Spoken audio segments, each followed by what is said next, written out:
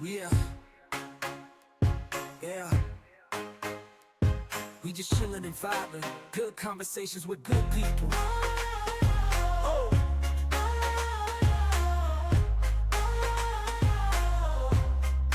Good conversations with good people. Yeah.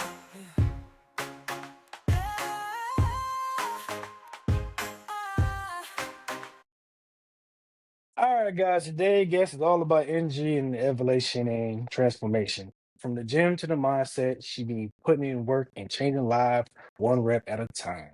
She's the force behind the Chic Fit energy and the movement Fat to Fit, Fat PHAT, not FAT. But certified trainer, motivator, and true walking inspiration. Coach Chic is in the building, everybody. Let's vibe with it. How you doing, my lady? No Yes, ma'am. Yes, ma'am. Yeah, we appreciate Glad you for you are coming on. here. problem. Can you let's see. Can you tell us how your chic fit energy came to life and what sparked your passion for fitness and coaching? Man, it started when when I first got out of the military. So I got out of the military in '09, and I was sitting home just going to school full time. My daughters were pretty young at the time, so I was basically a stay-at-home mom. And it happened so fast that I gained a bunch of weight. And before I realized it, I was up to 200 pounds. And I was like, what is going on? Like, I was in the military, super high speed soldier running, you know, for me, I was always like, if the guys can do it, I can do it too. And I got home and I just started gaining all this weight and lost me in the struggle. And I think it was 2010 when I just said to myself that day, I was like, this ain't you. What are you going to do about it? And from that day forward, I started on my journey and I never looked back. I first started off, and a lot of people are familiar with Beachbody, their workouts. So I was doing a lot of Mhm. Beachbody workouts. I was, because transitioning from the military, we always learn that cardio, cardio, cardio. That's how you stay fit, military mindset. So I was doing a bunch of cardio and I started doing the Beachbody workouts and doing those cardio type workouts at home. And I didn't like how my body was looking. So I went from, being overweight to losing a bunch of weight, but I didn't have any form or definition to my body because you go into this phase when you're doing a lot of cardio where you call skinny fat. So I went from overweight to losing it all and just losing all the muscle too. So when you lose a lot of weight and you're not doing any weight training or doing it the proper way, then you end up becoming skinny fat.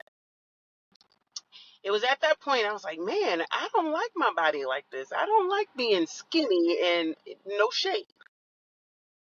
At that point, I started, and this was back when bodybuilding.com was free. So I started learning about bodybuilding, and I was like, man, and I can't remember her name at this point, but there was a 12-week training program on there, and it was free. And she had the different training phases, she had meals and everything. So she had the whole thing outlined for you to learn. And that is when I developed my love of lifting weights. So I went from being skinny fat to building some muscle and loving the way that my body was looking at that point. So from there, it just was a gradual transition into, because I was so vocal about my journey and what I was learning, through social media. I started gathering a following and people would ask me questions and stuff. And I was like, you know what? I'm learning this stuff and people are learning from me. I may as well transition into being a trainer. So it was a gradual transition for me and I love training people. I love helping people change their bodies and their mindsets and just watching the confidence build and I laugh all the time, especially with my female clients that, everybody comes in and like big loose shirts and baggy pants, and as the confidence builds they start getting into they coming in their sports bras and little spandex pants, and I don't say anything to them, but I smile to myself because I can tell that the confidence is coming, and they seeing a change in their bodies, and it's changing their mindsets as well. But that's kind of how it happened for me as far as training goes. Um, People would always say to me, hey, do you bodybuild, or is that something you're interested in? It was never something I was interested in. And I was like, no, I don't want to be that strict with my diet. I like having some flexibility with how I eat, because I like to eat. I love my food. But just recently here, and I think because I'm getting closer to 50, so I'll be 50 in 2 years, and I was like, you know what? I want to challenge myself in a different way. And a couple people had kind of planted the seed just recently with doing kickball. Two of my friends that play kickball with me started talking about it. It's like, man, you should do it. Even if you don't stay with it, give it a try. And I was like, you know what? Maybe I will. And then another trainer that I worked with at a gym, he started bodybuilding not long ago, and he was doing the natural route because it was always my fear with getting into bodybuilding. Like, I don't want to use any performance enhancing drugs. I don't want to get into that stuff. If I do it, I want to do it the natural approach. And seeing his journey and him staying natural the entire time, I was like, okay, well, this is doable. So that's kind of where, the bug bit me to get into bodybuilding. And I talked about it just recently, how I had to date a few coaches before I found the one that was a perfect fit for me. And my coach's name is Will Carter, and his gym is No Limits Fitness. And he's on the other side of Charlotte in a little town called Monroe. And he has just been such an integral part of this journey for me. I'm learning how, because I tell people all the time, I know personal training, I know nutrition, but I never knew what it took to actually get your body stage ready. So Will has just been so instrumental in helping me learn that side of, fitness and health and fitness. And man, I didn't even realize that the body could really, for me, I've seen it on other people, but how my body responded to the training is just been phenomenal. And I'm loving this journey. And for me, it's always about, because I tell people, when you're on a journey, you never just have one destination, because what happens when you reach that? You don't want to end. You're always looking for new ways to challenge yourself. So this was a natural progression for me, because I'm always looking for new challenges. And this one, I'm telling you, like, just this whole process has just been so just eye-opening and mind-boggling, what I'm able to accomplish just changing Yeah. my mindset and being focused on it. And yeah, I foresee, at first my goal was, hey, I'm gonna just check it off the list before 50, Mhm. and now I want to stay with it. Like, as long as I can compete, I plan on competing. It's expensive, but Yeah, Coach Seek, I want to thank you for your service in the military. I appreciate that. Yeah, How thank you, many how, thank you. how many years did you do? I did 6.5. So the other side of that, I probably would have been a lifer. I married a civilian, and he couldn't deal with the deployment. So he gave me an ultimatum at the time. He was like, it's either Ooh. you choose me or you choose the military. And I gave up my career. And the Are you marriage still with him to didn't the day? last much longer. No, we Oh ended up my divorcing. God. We Uh, split in 2016, no, 2015, and we divorced in 2017. And it was rough because I would have retired in 2003. Mm, But mm, mm. wow. God makes no mistakes. What was meant for me, how my life was supposed to play out is how it did. So I don't look at any regrets. I look at every experience as a lesson. As long as you learn from it, it was a lesson and not a mistake. Respect. So so Respect. how was that military experience? I loved it. I went into the military when I was 25, and I didn't talk to anybody about it but my mom, because a lot of times when you tell people, they put that fear, Hmm. because this was post 9/11, so I knew the fear was gonna, people were gonna be like, we're at war right now. All these people are gonna, have a negative impact on me, and my mind was made up. And I know, to this day, and I'm so thankful for my mom. That lady, hands down, is my number one supporter. You know, and she was the only one that I would talk to about it before I actually signed on the dotted line, because I knew she was only going to speak life into that decision. Um, when I decided to go, I was like, yeah, I need a change. Like I'm just ready to leave, and I'm willing to try this move. So I left in '03 to join the army. And of course there was some apprehension, there were some fears, but it didn't supersede me wanting better and different for my life and for my girls at the time, because they were pretty small when I went in. My oldest was 5 and my baby was 2 when I went in. I don't regret the decision. It was a learning experience, and I feel like God even ordered that path, because I never had a bad experience when I was in the army. 2 deployments. I was a medic, so I didn't have to see actual conflict while I was over there. Being that I was attached to a hospital unit, we were always far away from conflict, because that's where everybody had to come to get healing. We were the ones that had to patch them up. So we had to be pretty far away from the actual conflict. So, I loved it. I love what I did in the army. I loved being a medic, but I didn't want to pursue the medical field on the outside and that. And the reason why I didn't is because I'm so empathic when I'm dealing with people, even, when people are hurting. I take all that stuff in, and it has such a negative impact on my emotions. The first time that I was working in the ER in Missouri, I was stationed at Fort Leonard Wood, and we were doing CPR on a guy, and he was the first patient that I lost. And it had such a profound effect on me. They wanted to send me to grief counseling. And one of the nurses, and this was the thing that made me leave the medical field, she's like, well, you'll get used to it. And in her mind, what she thought she was doing was calming me, but it was so off-putting to me, because immediately my thoughts were, I never want to get used to people's death as if it's just not a big deal. I don't want to get that Right. complacent or, you know, indifferent when it comes to death, because I'm always thinking about how this impacts the family and stuff too.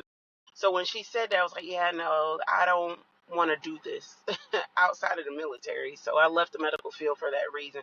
I love being able to heal and help people, but there's always that other side of it, when sometimes there's, no matter what you do, your efforts can't save everybody. And it was just too much for me.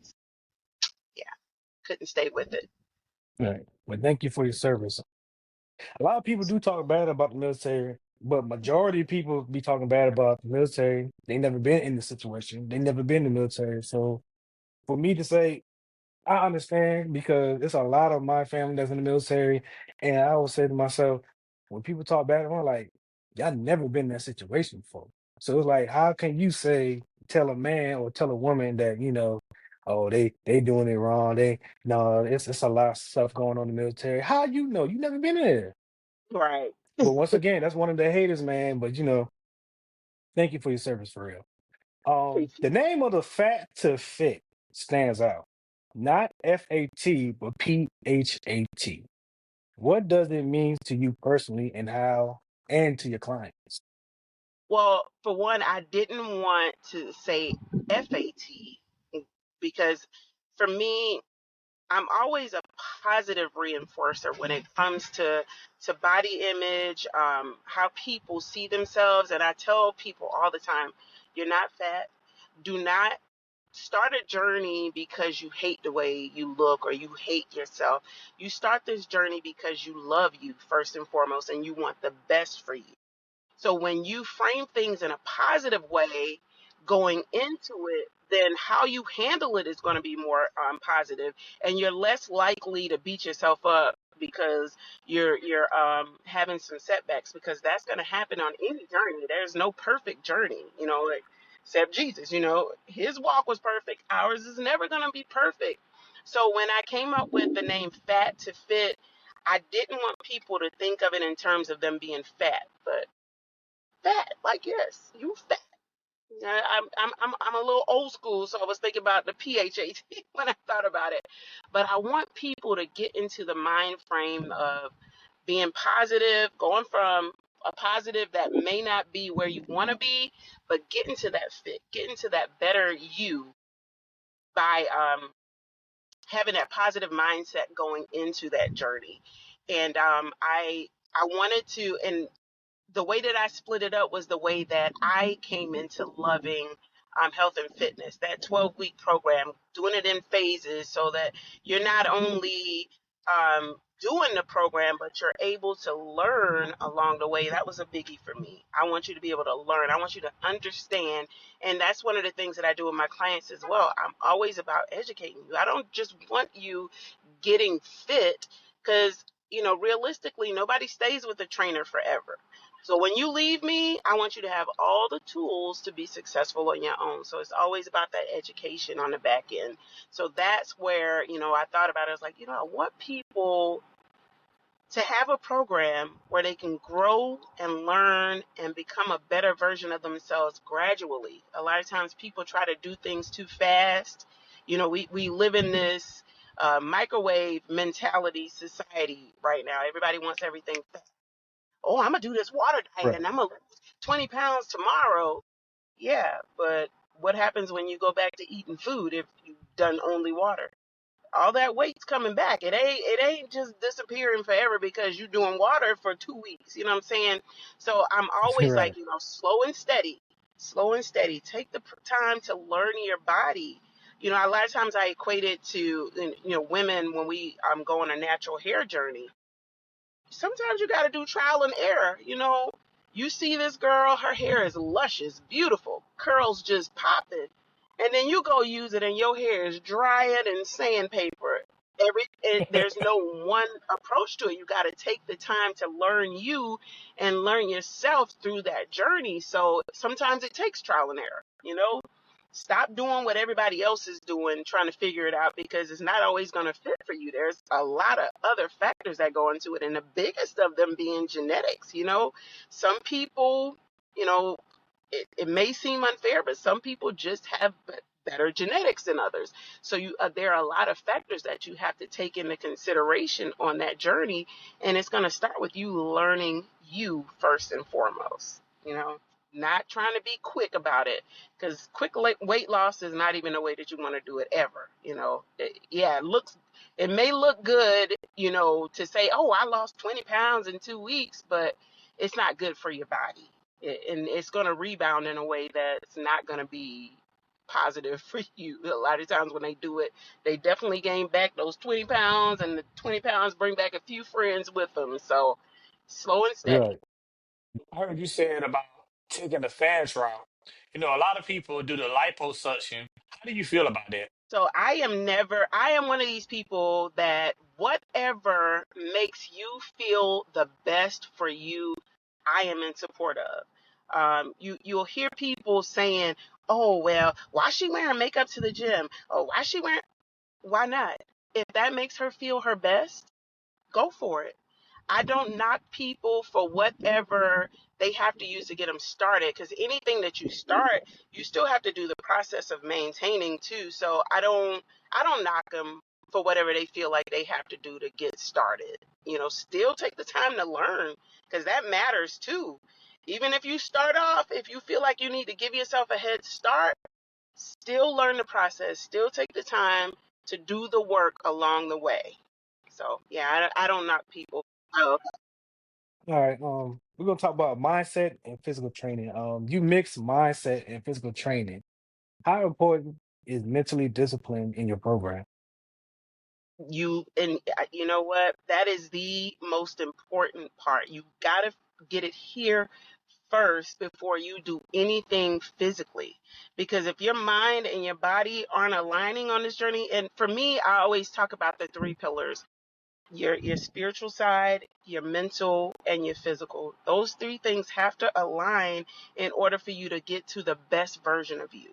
So it is so important to work on your mindset first and foremost. And that is one of the things, I discuss with my clients coming on as well, because while you may have a physical goal, I'm always like, are you in touch with your why? Do you know the reason that you're doing this? Because I try to get people to understand, like, there are going to be days when that motivation is going to fail you. There are going to be days when you absolutely do not want to do it. But when you're tapped in mentally and you know why you're doing it, why you started this journey, why you want to stay with it, those are going to be the things that fuel you when motivation fails, when you don't want to do it, when you're crying, when you're not seeing the results that you want to see. You got to go back to that mental side of you, that thing that tells you, hey, I'm in this for this reason. That's the most important part of the journey, being connected to your why and staying connected to it throughout the entire process. Respect, respect. Coach Shake, how do you stay motivated? For me now, it ain't, it's past motivation. It's, they said do something for 21 days and it becomes a habit. I've been doing this for so long. Like, I don't know anything else to do. Like, this is very much a part of who I am. Like, if I wasn't training, if I wasn't eating right, if I wasn't helping other people, I don't know who I'd be. Like, I'm so connected to what I do at this point. Like, I can't see a life outside of it at this point. I've just been committed for so long. And there will be, or there have been times when eat the best, true, but I am so connected to it. Like, I won't stay away from it long. Like, even if I have a month where I'm just like, I'm gonna eat how I want, I'm still working out, I'm still connected to my why, and I'm going to get back to me at some point, and I stay away from people and things that don't align with my purpose, or that I can't identify with on my journey. And that's part of the reason why I have been single so long, because people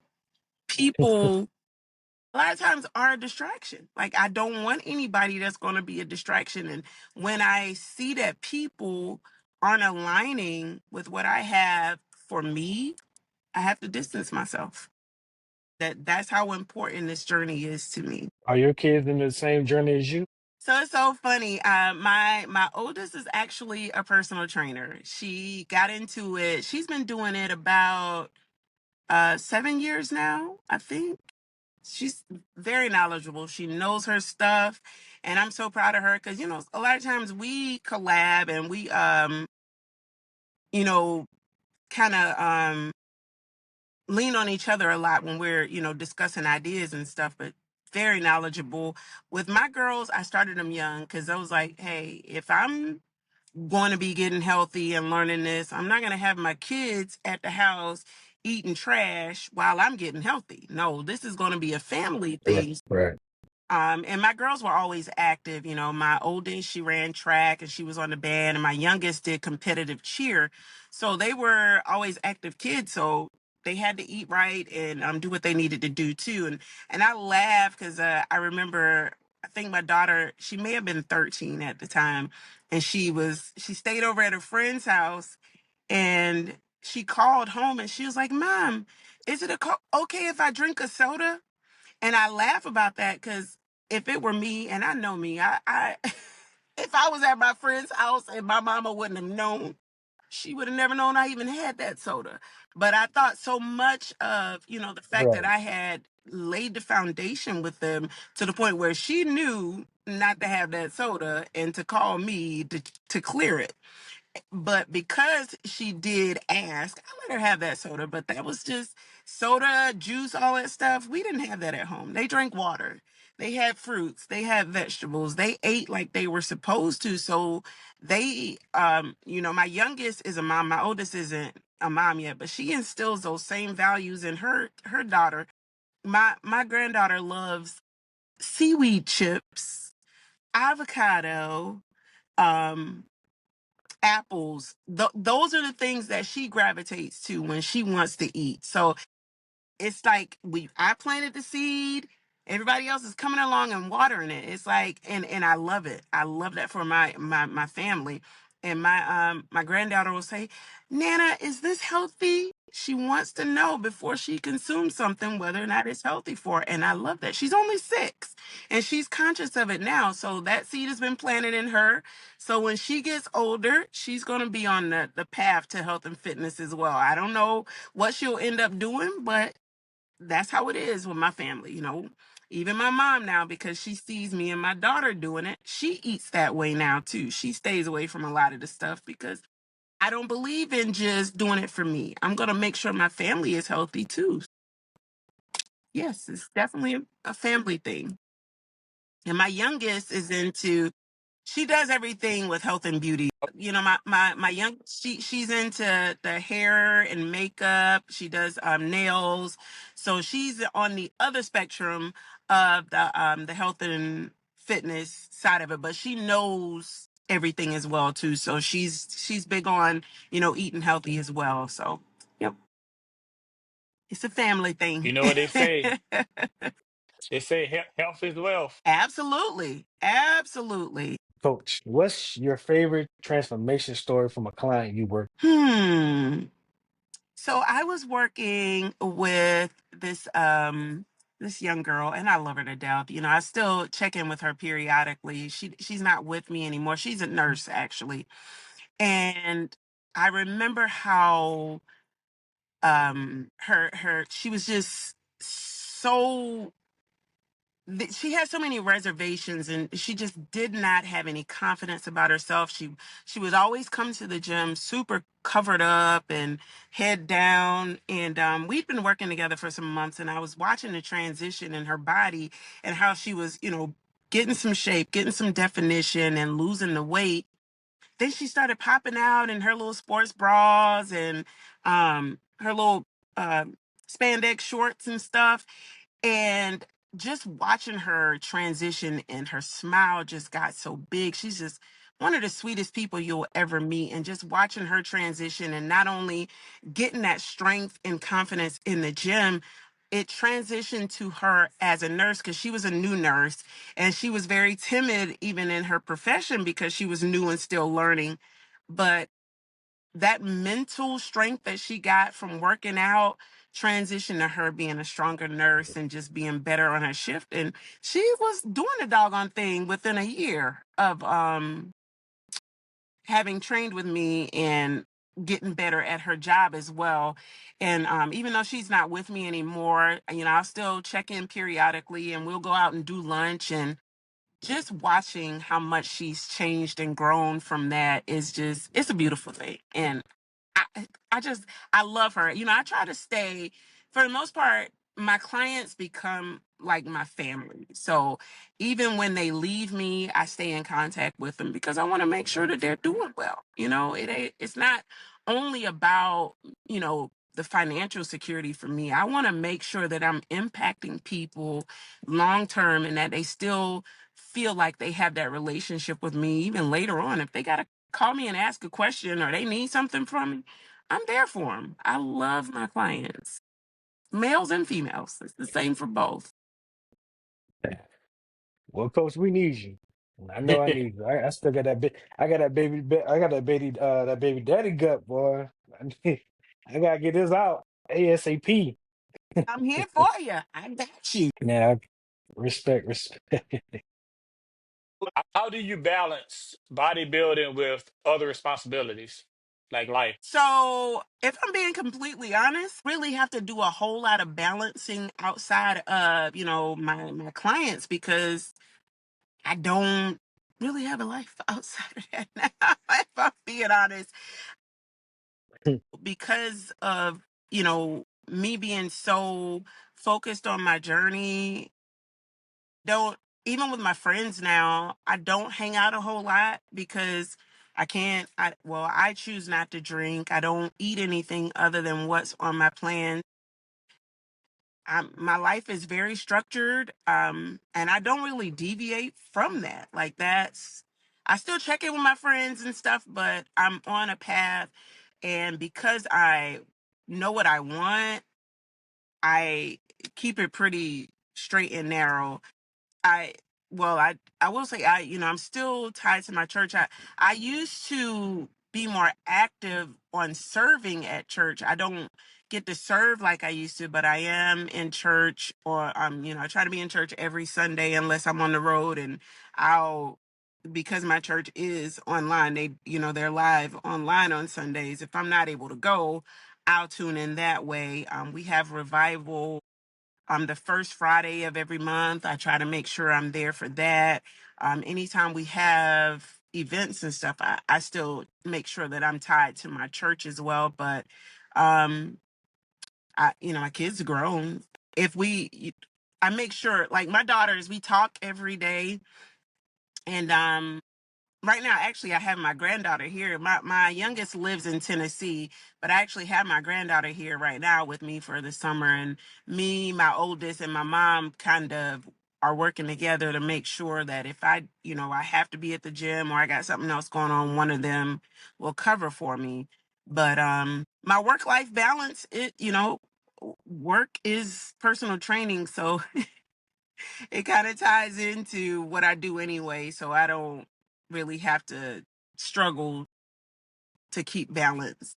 I know at some point I may end up in a relationship, and that, if and when that happens, it will be with somebody that also understands my values and theirs align with mine. So I feel pretty confident that when that happens, that balance will be a smooth transition because I know what I want for me. Being older and having been through all that, I know I know what I want, and if it doesn't look like what I want, I know to keep moving. What's your personal gym soundtrack right now? Like, who you got in your headphones? It's so funny, like my favorite track right now is like that Kendrick Lamar, and I don't know, I can't Mm, mm. I don't know That all those Future. people. Yeah, I know. Yeah, but Metro Boomin. Yeah, I got I you. love I that got you, freaking song. Auntie. It something about it just gets me hyped, and I like to listen to it. I use that Mm, as mm, my mm, warm up song mm. when I'm getting ready for the gym. It's just something about that beat that just gets me hyped, and I use that when when I'm posing now. Even when I'm practicing on my posing, all that stuff, it gets in my head. Like, yeah, because I'm trying to be that chick. My next show, I'm trying to walk away nothing but first place. So it's like Hello. I listen to that song or listen to other songs that just motivate me in a positive way because I'm focused. Like I'm tapped in.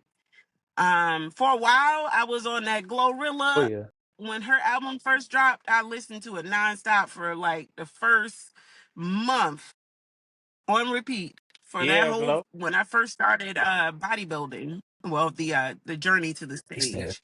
I had her on repeat.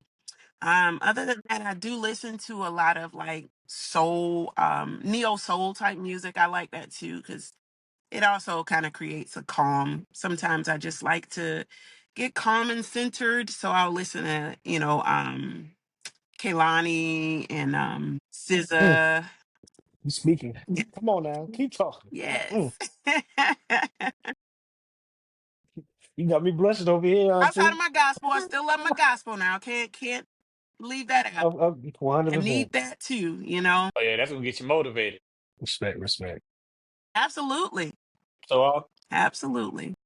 Coach, Coach Sheik, your first competition, what was that experience like? Whoo. So I laugh about this. I'm not in by any means a cocky person. I'm confident.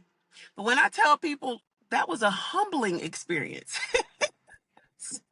because I really didn't know what to expect going into it. I'm always working on this body. So I was like, whoo, I'm about to go out here and show them how I do this. That was my mentality because I know when it comes to muscularity, muscle density, I got all that. But the thing that I didn't realize was how important it is to be able to pose and really sell yourself on stage, and that is my weakness. So I'm learning to pose better. I'm learning the importance of being able to be a showman on that stage and let the judges know, hey, Big Chic right here, I'm the one to watch. So I'm learning all that now. So when I go to my next show, everything that I learned from, that humbling experience with that first round, I'm going to take that and be a better version of me. But it was very educational. Everybody was super supportive. There was, even though you're competing technically against these people, it felt more like you were competing with them, because it's like such a family oriented type of experience. It was a sisterhood, with even women that Hmm. competed in the same category as you. There was no backbiting or no need to feel like you were superior over anybody. Everybody was super supportive. Even with the suit, they were like, hey, where'd you get your suit? And I was like, hey, I'll let you know. Like, I'm not going to gatekeep. This stuff is expensive. So if I can help somebody out finding a nice suit and saving some money, I'm going to do that. I never want to win by stepping on anybody. You know what I'm saying? I always wanted to be about Right. the sisterhood and being supportive and having good sportsmanship all along the way. When I lose, I'm gracious. Hey, you showed the better version today. Awesome work. I'm gonna give you a hug and big up my sis, because hey, it takes a lot to be stage ready, and everybody on that stage understands that. So it's nothing but support, and I love it. I absolutely love it. And that first experience let me know that it was something that I want to stay with. So, sometimes people be like, one and done. They don't want to keep, stay with it. But for me, because I loved it so much, it just further lit the match under me to want to continue this process. And there was a 62-year-old lady, and she was just kind of, planting some seeds in me there. And she started competing at 40, and she's still hitting the stage. And I was like, yes, ma'am. Yes, ma'am.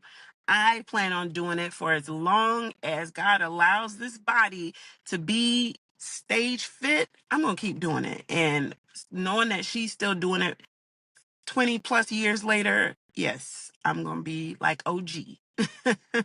And she was just such a sweetheart. Like, there was no negativity anywhere in this whole process. And it's just so much respect for other athletes. So definitely a good experience. Respect, respect. You gotta let us know when your next show. I sure I mean, I'm gonna will. come in there acting like Absolutely. Ronnie Jordan. I'm gonna come in and start saying, "Yeah, you feel me?" I'm gonna come in there, respect for real, for real. Appreciate it. Oh, um, if your spirit had a cheat meal, what it would be?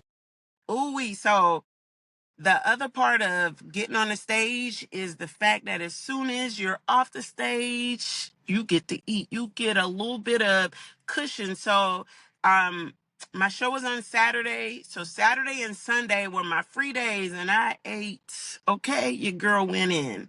So for me, what I wanted was some Caribbean food. I had to get me some Rasta pasta. That, and all I kept thinking about was cheesecake. I had to have cheesecake. So the competition was in Greensboro. So I'm on Google. I was like, okay, I got to find me a bakery that has some good cheesecake. And there was this place called Cheesecakes by Alex. When I tell you, Alex put his whole big toe in that cheesecake. I got apple crumb. And you eat it. I got an apple crumb. I got a red velvet, and my granddaughter was there because my daughter came down to do my hair and makeup. And I got her 3 chocolate chip cookies. She didn't want the chocolate chip cookies, so I ate those chocolate chip cookies, those 2 pieces of cheesecake, all of that Rasta pasta. Your girl went in Mm. guiltless. Okay, not one drop of guilt. I was so You full when had I me at went to Rasta bed, like pasta. I couldn't even sleep good. I was Mhm. like, oh, but it was worth it. It was worth the stomach ache. It was worth the bloating. Because, and matter of fact, now competition day I was 138 pounds. Monday I weighed in at 144. So Oh, yes, you ate good. your You girl ate went good. in. it, I ate good, it was that cheesecake guilt free. But I'm back. So or it's that dairy you had. now that was Monday. I waited at 144 because I went back on my plan on Monday. That's why I weighed in before I started. I'm back down to 138 because a lot of it is water weight because you're so restricted the entire time. So when you go back to eating and you taking in all that sodium and it's water weight mostly. So I knew it was gonna come back off once I tap back in because the discipline is there. So I knew I could cheat and still get right back on track because again, I am tied into my why. I know why I'm doing this. And there's no food out there that tastes good enough to supersede my why. It just ain't gonna happen. So I'm gonna cheat on the days that I'm allowed and I'm gonna tap back in and get ready for the next one. Cause that's just how it Coach, can is. you say that one more time for the people in the back? There is no food that tastes good enough to get me detached from my why. I'm too tied in. I am tapped in. That is a clear, definitive goal in front of me, and nothing is worth compromising that. Nothing. I'm focused. And I love this. I love what I do. I love this life. And God is good. God is he's been and that, it's so funny. So often how I know that I'm on the journey I'm supposed to be on is little things that happen that I didn't even know that I was supposed to be doing, but God knew. So it's like, so and one of the things I'll say, like, so before the tanning, you gotta exfoliate. And I was at the Mhm. store like a week before the competition, didn't know anything about that, but someone was like, um, get you some sugar scrub and start exfoliating. Just doing this for me because I just like how it makes my skin look. Not realizing that the week before the competition, that was a requirement. You needed to be exfoliating and making sure that the tanning spray adheres directly to your skin and not dead skin cells and stuff. And I was like, okay, Big G, I see you. Like he's always working and letting me know that this journey is where I'm supposed to be at this juncture in my life. And I am so thankful. And he keeps me humble and I love him. I love him. And so that's my man in my life right now. And I know that he aligns with what I'm doing. Oh yeah. Get get body with Chic boot camp.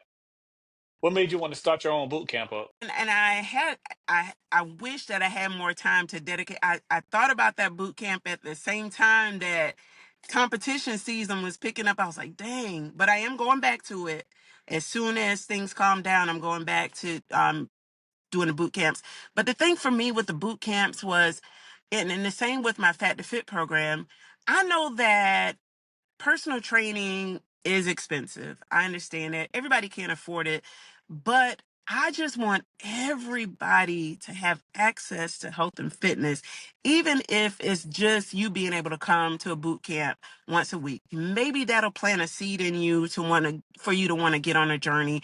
And when you're ready for personal training, maybe you'll come and see me. But it's just always about helping other people develop a love for this.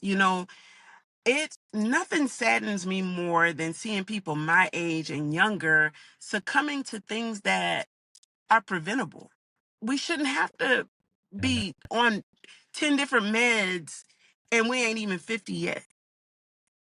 People dying Right. of heart Mhm. attacks and having heart disease and congestive heart failure, diabetes, all these things are preventable if you just get on the right path to health and fitness. So for me, if there's anything that I can do that can help somebody else figure out this journey and get healthy, because a lot of times people don't even understand like how much better you feel, even if you don't see you can't see the change right away, just the energy that comes, just the way you feel changes so quickly and so drastically once you get on this journey. I just want everybody to have it. That's my thing. It's kind of like, when people first accept Christ, you're so eager to want to share it because you know how good it makes you feel. So that's the same way I am with this fitness journey. I want other people to understand how good this whole journey is, being able to walk better, having clearer thinking, confidence, energy, all these things are readily accessible if you just make small changes. You don't even got to do a whole lot in the beginning. Just small changes can change your life completely in a drastic way. And that's what I want people to have. I care about everybody. And it saddens me when I see people struggling when they don't have to. Let me know when that boot camp starts, man, because I told you I gotta get this baby daddy way off of man. Yes, I will I'm, keep y'all I plugged. definitely pull up. Yeah, I'm definitely will pull up. I will definitely keep you guys plugged.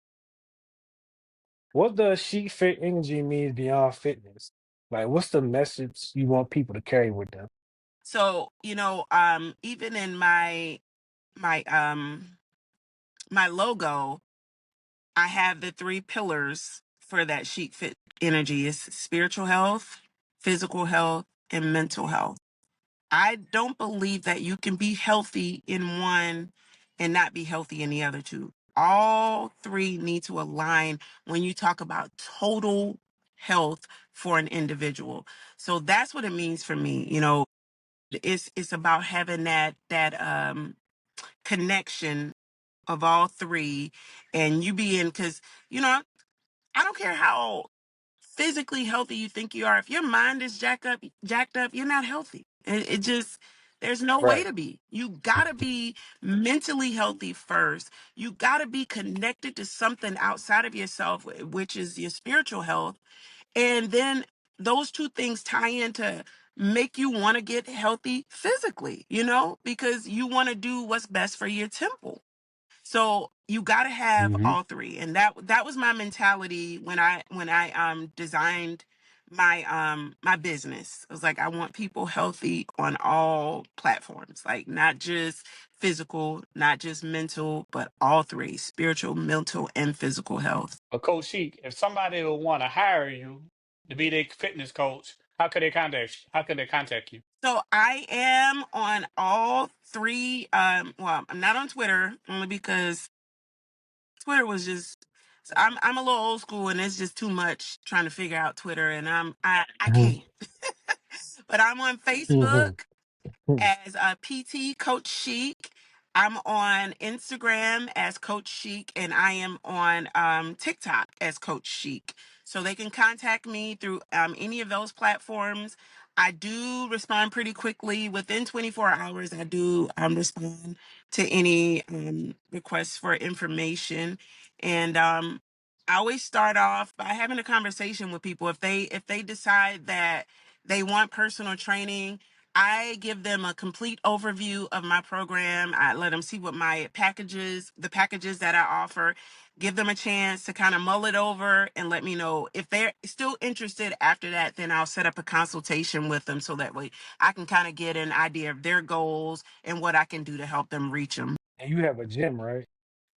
No, unfortunately, I do not have a gym just yet. But keep speaking that. I'm glad you said that because that is what I plan to do next. So, prayerfully, within the next 5 years, I will have my own facility. That is goals.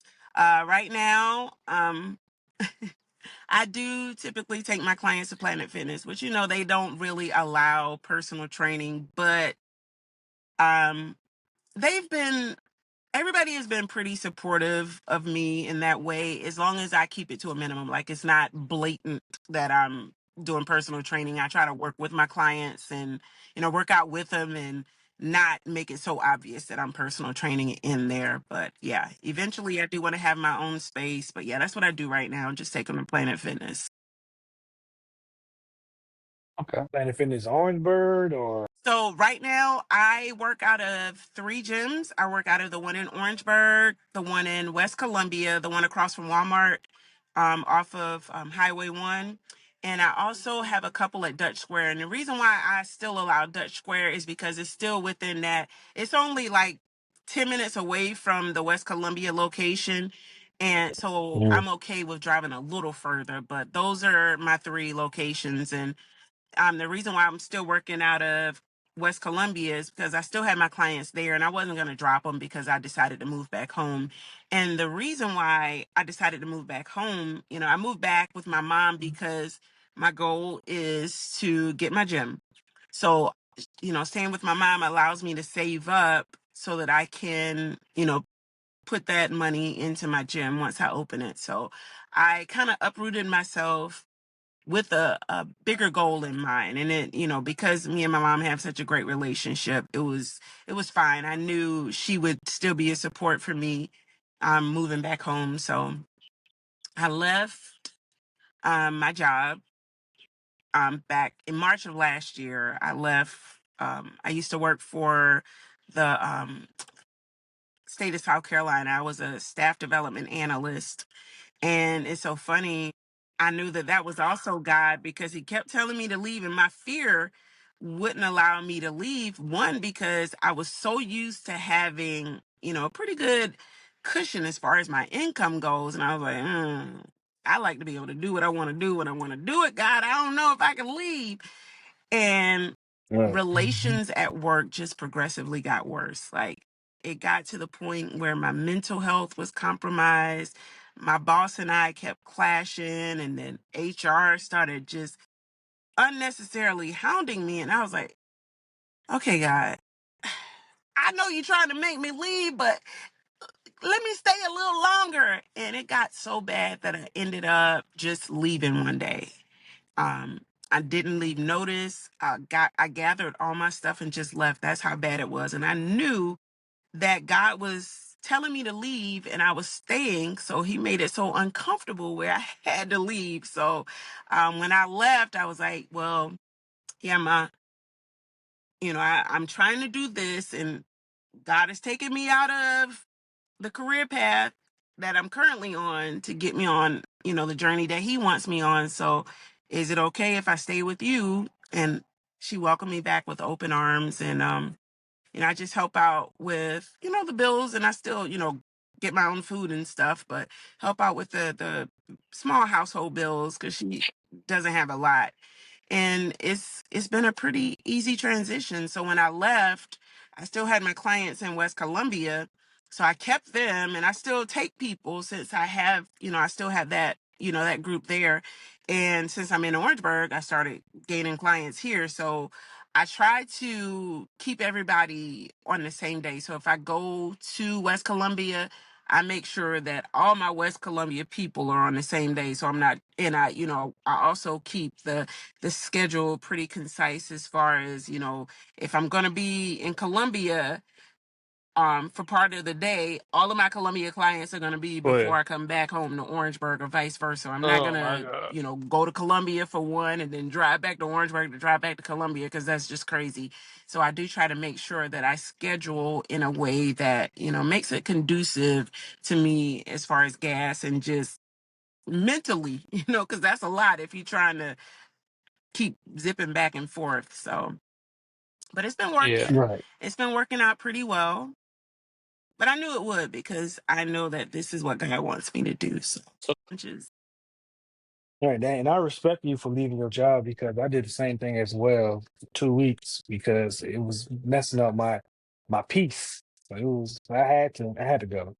absolutely Yeah, so I understand you. And like I always tell everybody, I'm not about to keep chasing other people's dreams instead of chasing mine. exactly.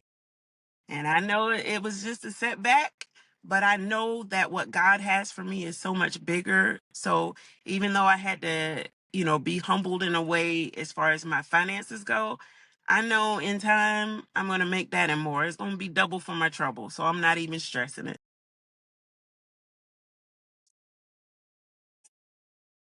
it. so Coach Sheik, what advice would you give someone who's wanting to become a bodybuilder? What would you tell them? The first thing is get the education. Like it's so important. A lot of people want to jump out there without learning first. get with a good coach. Like, if well, are you, and by bodybuilding you mean like actually competing, that side of it? The main thing, get with a good coach. And sometimes it's kind of like when you go to therapists. Sometimes you gotta date a few therapists before you find that one that's going to be the perfect fit for what you need. The same way with coaches, but once you find you a good coach that's giving you what you need to get you there, that's going to be the first, the best thing that you can do, getting that good coach. Then from there, really understanding, you start doing your research, understand what this journey requires from you, what it's going to take from you. It's very expensive, just learning this whole process, because sometimes it can be overwhelming. And the best way that you can prepare yourself is taking the time to do your research and understanding, and finding you a good coach that's going to, help you through the pieces that just don't make sense to you. And you said your coach was Coach Williams. Will Carter, yes. Hey, coach, no limit. I try to be a no limit soldier, man. Holla at me. He's really good, and his team is good and so supportive. I really love it. If I were in Charlotte, I'd be at his gym every day. I'd be working out there. Limit soldier. Yeah. Yes, ma'am. But Coach Sheik, we appreciate you for coming to chill and vibe. But before we go, let everybody know what we doing. Hey, we are chilling and vibing. Y'all come talk to my boys, or follow my boys on all platforms. Good stuff, guys. Good stuff. And I appreciate y'all having me on. Thank you, We Queen. chilling and vibing. Yes, Thank you. ma'am. Oh, yeah.